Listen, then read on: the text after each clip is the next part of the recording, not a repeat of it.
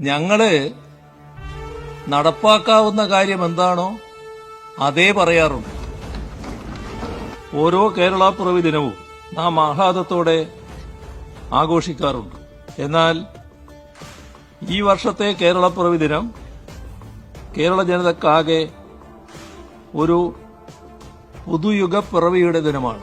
ഈ സഭയുടെ പൊതുവായ സന്തോഷത്തിൽ പങ്കുചേർന്നുകൊണ്ട് അഭിമാനപൂർവ്വം പ്രഖ്യാപിക്കട്ടെ, കേരളം ഇന്ന് അതിദാരിദ്ര്യമുക്ത സംസ്ഥാനമായി മാറിയിരിക്കുന്നു.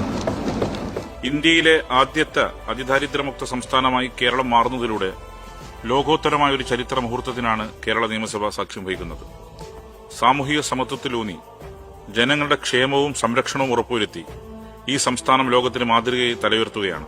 സമൂഹത്തിൽ എല്ലാ വിഭാഗങ്ങൾക്കും സമാനമായ അവസരങ്ങളും വിഭവങ്ങളും ഉറപ്പാക്കുന്ന സർവ്വതല സ്പർശിയായ വികസനമാണ് അതിദാരിദ്ര്യമുക്ത നിർമ്മാർജ്ജനത്തിലൂടെ നാം യാഥാർത്ഥ്യമാക്കുന്നത്.